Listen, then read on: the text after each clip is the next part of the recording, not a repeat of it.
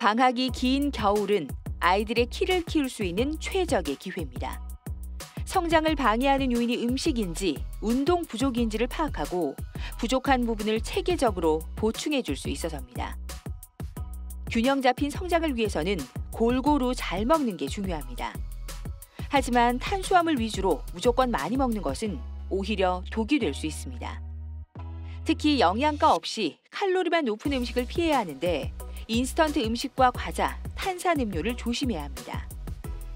미국 하버드 대학의 연구에 따르면 가당 음료를 하루 1.5번 이상 마시는 여아는 일주일에 2번 이하로 마시는 아이보다 초경이 평균 2.7개월 빠른 것으로 나타났습니다. 성장판이 활짝 열려있는 초등학교 고학년부터 중학교까지는 줄넘기나 뛰뛰기, 농구처럼 성장판을 자극하는 것들이 도움이 됩니다.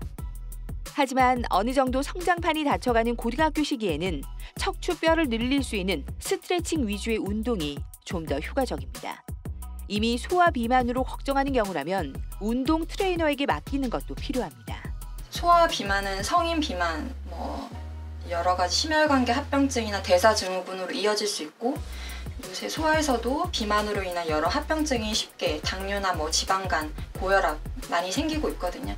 그래서 운동의 중요성을 강조를 하면서 동네에서 요새 이제 나가서 운동을 해요, 이런 대답을 이제 종종 하시는 분들이 있는데, 그러면 의지가 약해질 수 있고 좀 더 전문가의 도움이 필요하다라고 설명을 드리고, 이제 동네에도 이제 소아 청소년들을 위한 짐이 있거든요. 그런 곳에 이제 트레이너 선생님한테 어느 정도 이상적인 체중에 대한 목표치를 이제 말씀을 드리고, 거기에 맞게 아이의 현재 근육이나 이런 거에 맞게 강도를 조절을 해주기 때문에 꼭 이 퍼스널 트레이닝을 받는 거를 좀 권고를 하는 편입니다.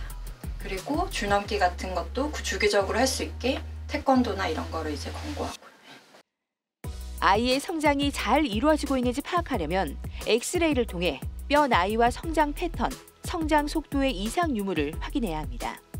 왼쪽 손바닥을 통해 확인하는 것이 가장 정확한데, 건강보험 적용을 받는 경우도 있는 만큼 한 번쯤 상담을 받는 것도 도움이 될 수 있습니다.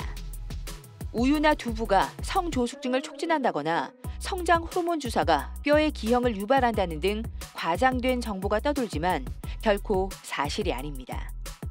성장 호르몬 주사는 매일 보호자분이 PR로 놔주셔야 되는 거고, 사실 호르몬이라는 단어가 있어서 거부감이 들 수는 있지만 원래 뇌하수체에서 분비되는 성장 호르몬이 있습니다. 이제 그걸로 인해서 여러 가지 말단뼈의 성장이 이루어지고 여러 가지 몸의 체성분의 이런 것도 좋게 해주고 성장을 도모하는 호르몬인데, 그거의 부스터로 조금 더 도와줄 수 있는 그런 제제라고 생각을 하시면 되고, 충분히 여러 가지 부작용 모니터링을 하면서 안전한 용량을 쓰기 때문에 너무 걱정하실 필요는 없습니다.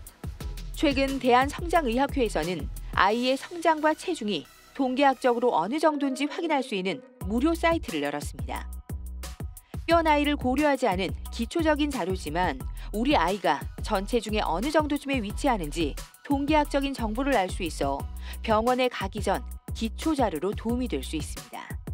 아이의 키가 다른 아이들과 비교해서 얼마나 큰지 작은지를 간단하게 평가받아 볼 수 있고요.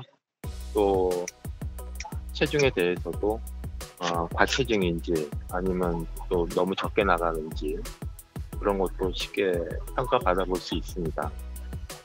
올바른 성장을 위해서는 평소 감기 같은 질병에 걸리지 않는 것도 중요합니다.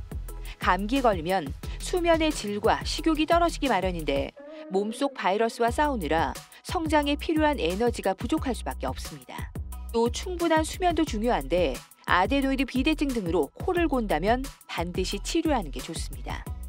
통계에 따르면 4세부터 12세 어린이 10명 중 1명은 코를 고는데 이 중 4명 중 1명은 수면 무호흡증도 동시에 갖고 있는 것으로 나타나 더욱 각별한 주의가 필요합니다. 숙제 등의 이유로 늦게 자는 경우가 있지만 10시 이전에 잠드는 것이 가장 좋습니다. 그 초등학교 저학년에서 고학년으로 넘어가면서 성장이 많이 이루어지기 때문에 가급적 10시 전에 잠이 들어서 그때부터 깊은 수면이 시작되기 때문에요. 10시 전에 잠이 들어서 한 최소 8시간 정도의 수면을 유지하도록 하는 게 건강과 성장을 위해서 좋을 것 같습니다. 성장기 아이들의 10% 정도는 척추가 틀어져 생기는 척추 측만증이 숨어 있어 주의가 필요합니다. 정기적으로 아이의 등을 유심히 살펴보는 것이 좋은데 거울 앞에 바로 서서 어깨 높이를 살피면 됩니다. 전문가들은 부모님이 뒤에서 봤을 때 등의 높이가 양쪽이 수평하지 않고 한쪽이 기울어져 올라가 있다면 반드시 병원을 찾아 엑스레이를 통해 척추 측만증 여부를 확인해야 한다고 조언했습니다.